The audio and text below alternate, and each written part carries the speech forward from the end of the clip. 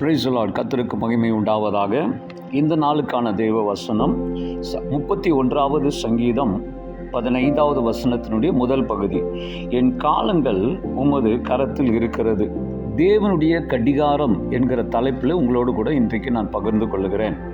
அருமையானவரே, நம்முடைய காலங்கள், நேரங்கள், மாதங்கள் எல்லாமே தேவனுடைய கரங்களில் இருக்கிறது.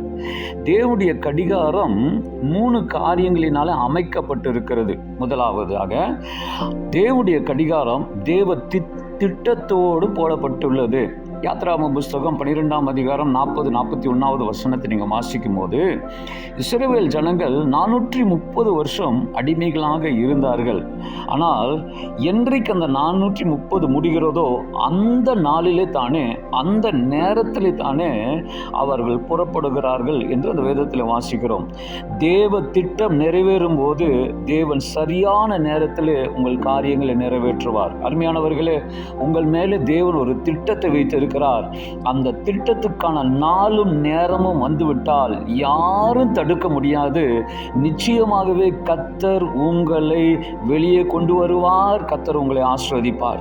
இரண்டாவது, தேவனுடைய கடிகாரம் தேவ மகிமையோடு இணைந்திருக்கிறது. யோவான் எழுதின சுவிசேஷம் 11ஆம் அதிகாரம் 40வது வசனத்தில், நீ விசுவாசித்தால் தேவ மகிமையை காண்பாய் என்று மரியாளை பார்த்து லாசருடைய விஷயத்தை சொல்லுகிறார். அருமையானவர்களே, லாசருடைய வாழ்க்கையில தேவன் தாமதம் படுத்தினதற்கு காரணம் தேவனுடைய மகிமை விளங்குவதற்காக. யோவான் 11ஆம் அதிகாரம் 4வது வசனத்தில் வாசிக்கிறோம். நம்முடைய வாழ்க்கையிலும் சில காரியங்களை கர்த்தர் தாமதம் செய்யும் போது அந்த தாமதத்தினுடைய காலங்கள், நேரங்கள் ஏன் என்று நாம் கேட்கிறோம். ஆனால் அதில் தேவனுடைய மகிமை இருக்கிறது என்பதை நீங்கள் அறிந்து கொள்வீர்கள் என்றால் நீங்கள் கர்த்தருக்கு ஸ்தோத்திரத்தையும் மகிமையை நீங்கள் செலுத்துவீர்கள். மூன்றாவதாக, தேவனுடைய கடிகாரம் நமக்கு சிறந்த ஆசீர்வாதத்தை கொண்டு வருகிறதோடு இணைந்திருக்கிறது. ஆதியாகம புஸ்தகம் 49ஆம் அதிகாரம் 25வது வசனத்தில் அதை நீங்கள் வாசிக்கலாம். 37ஆம் அதிகாரம் 38ஆம் அதிகாரத்தில் யோசேப்பானவன் குழியிலே போடப்பட்டான். அந்த யோசேப்பு குறித்து அங்கே எழுதியிருக்கு, குழியிலே போடப்பட்டான். ஆனால் 49ஆம் அதிகாரத்தில் வரும்போது அவனுடைய தகப்பன் அவனை ஆசீர்வதிக்கிறார். வானத்துக்குரிய ஆசீர்வாதங்களினாலும் பூமிக்குரிய ஆசீர்வாதங்களினாலும் கர்த்தர் நிரப்புவார் என்று காலங்களும் நேரங்களும் தேவன் நிர்ணயிக்கிறார். அப்பொழுது ஆசீர்வாதம் பரத்திலிருந்து உண்டாக கர்த்தர் செய்கிறார். இந்த காலவில் இந்த செய்தியை கேட்டுக்கொண்டிருக்கிற அருமையான தேவ பிள்ளையே, உங்களுடைய காலமும் என்னுடைய காலமும் கர்த்தருடைய கையில் இருக்கிறது. தேவன் குறிக்கப்பட்ட நாட்களிலே நிச்சயமாகவே நிறைவேற்றுவார். அவருடைய திட்டம் நிறைவேறும் போது உங்களுடைய ஆசீர்வாதத்தை கர்த்தர் பெருகச் செய்வார். தேவனுடைய கடிகாரம் அவருடைய மகிமையினாலே நிறைந்திருக்கிறது.